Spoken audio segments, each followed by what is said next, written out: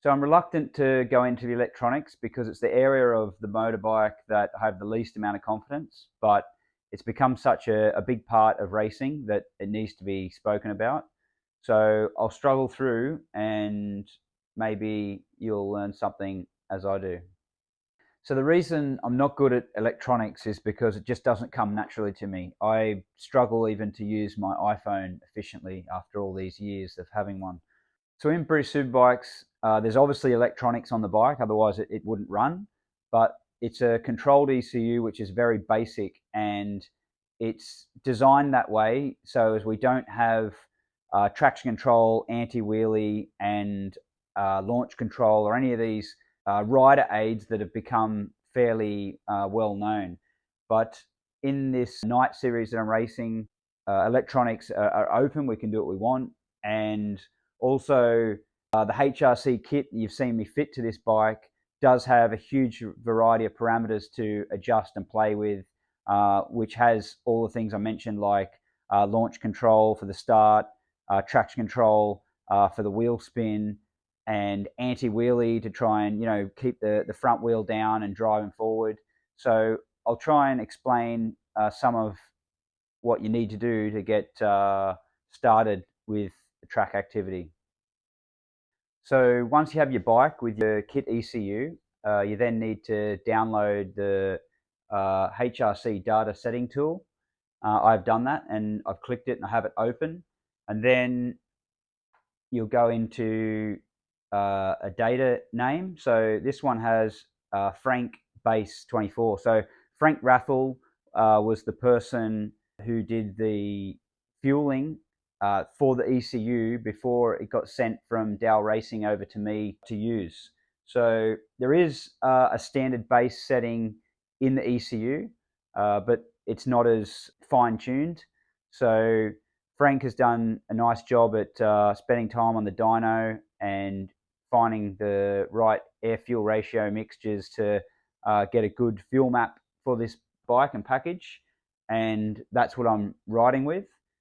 So what I'm doing here is selecting data edit or ECU communication. So if I was moving a map from the bike to the computer or from the computer to the bike, I'd be selecting ECU communication. But I'm not doing that right now. I'm just going to look at what we can adjust on the laptop and in the data. So I've clicked on data edit, and then I'm clicking on edit mode, and it'll come up with the next page, and this is all the fueling that Frank would have done. So on this next page that's come up, we've got a huge variety of tabs at the top here. So just for example, there's power modes. So if you download the HRC data setting tool, there's also the manual on how to operate it. So it'll explain it far better than I can. And it'll have a whole variety of power modes that have been mapped and are available to select. So as standard as it comes, the option for mode 1 on the dash is say 104111. So if you were to then correlate those numbers with the graph that's on the manual, it'll show you how the power is graphed, and you can then select what power you would prefer to run. And then you move on to other things like engine brake target torque is the heading. So this is where the engine brake back torque is being graphed, and you've got at the top here a whole variety of modes. So you've got mode 1 to 6, and then on the next page you've got 7 to 12. So you could store 12 different engine braking maps, but you can't access them all 12 whilst you're on the fly. You have to select the map into the ECU, and then from there you can select mode 1, mode 2 or mode 3.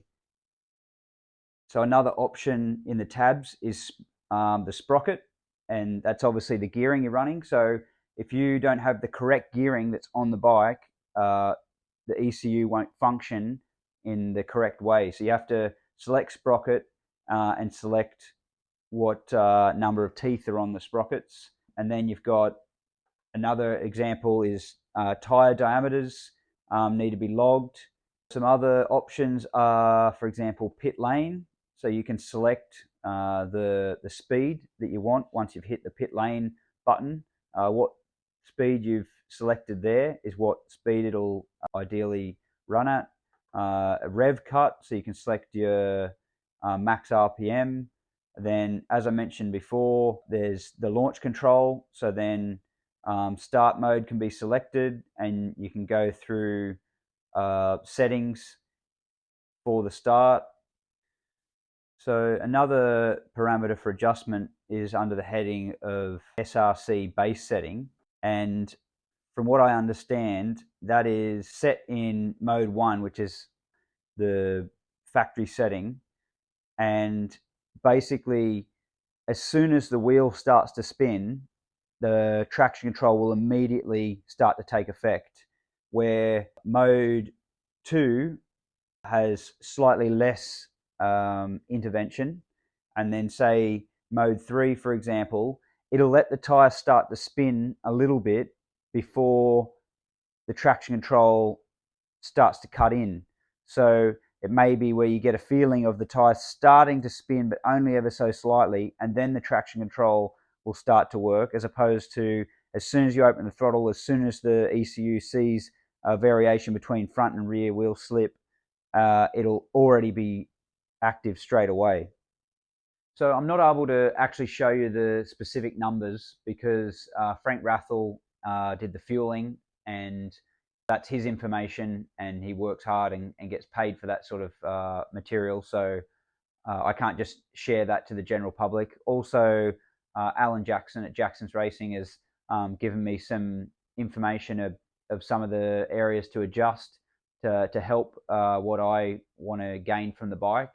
So that's personal to me. So those settings won't actually work for everybody. That it might work for a couple of people, or it might help people, but again, it's not my information to share, and it wouldn't necessarily work for everybody. This is more just to help people understand the learning process that I've been going through. On the exit of the last turn, I wasn't making any ground on the guy that was riding the Yamaha.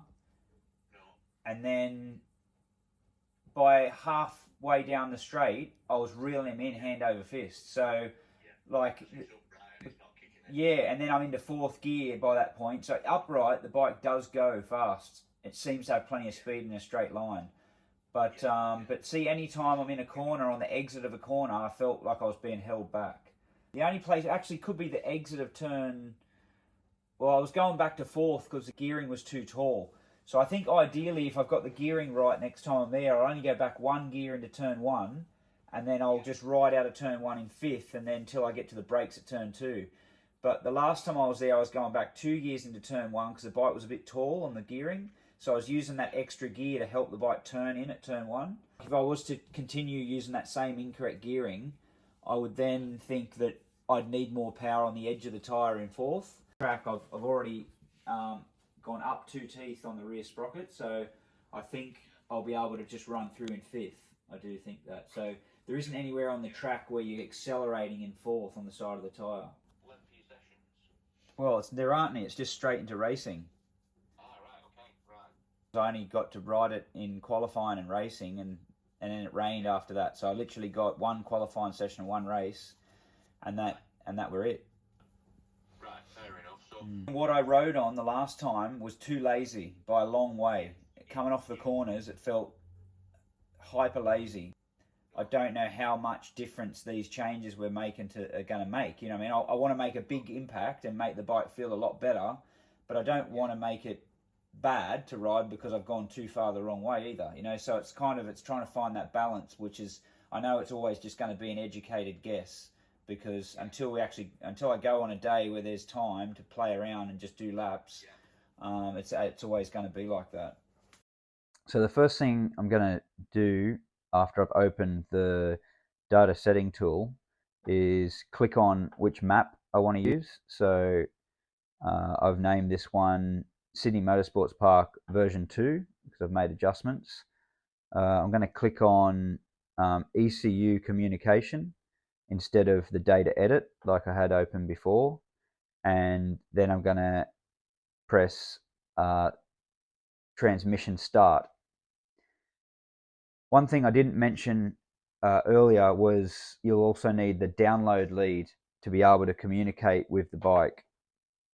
So once I've pressed transmission start, the program will prompt the next step to do.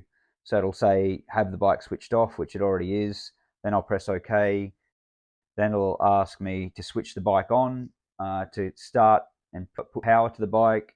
Then the program will be sent from the laptop through to the bike, and then it'll indicate that that's complete, and it'll ask you and prompt you to then switch the power off from the bike, and that will be the completion of making adjustments to the map and then sending them to the bike, and the bike receiving them and ready to take to the track and ride. I feel like that's a fairly limited explanation of all the electronics and what we have to adjust, but we're limited by my understanding and knowledge of the electronics itself. So we've got that far. I'll take it to the track this Friday, and I'll be racing again. So I'll get a chance to try the changes I've made and go through more of what I've learned and potentially what I will adjust at and during the race.